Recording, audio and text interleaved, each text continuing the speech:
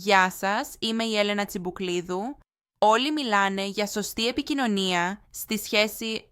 εγώ μιλάω για τη σωστή πράξη στη σχέση. Δεν είναι τυχαίο που με φωνάζουν καθηγήτρια στο πάθος, γιατί εδώ μιλάμε για λεπτομέρειες, όχι για πρόχειρα πράγματα. Η σωστή τεχνική θέλει ρυθμό, θέλει προσοχή, θέλει και λίγο πάθος.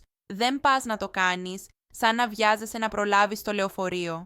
Θέλει τέχνη, θέλει να ακούς, να παρατηρείς, να νιώθεις τον άλλον. Και κυρίως θέλει διάρκεια, γιατί εδώ δεν μιλάμε για fast food, μιλάμε για γεύμα 5 αστέρων.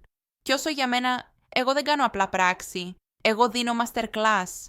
Έχω πτυχίο στην αντοχή, διδακτορικό στη λεπτομέρεια και επίσημη αναγνώριση από το Πανεπιστήμιο της Ζωής. Γιατί η λεπτομέρεια είναι αυτή που κάνει τη διαφορά. 1 δευτερόλεπτο πιο αργά, 1 κίνηση πιο σωστή και το αποτέλεσμα γράφει ιστορία. Να σας πω και κάτι. Οι περισσότεροι νομίζουν πως ξέρουν. Στην πραγματικότητα δεν ξέρουν τίποτα.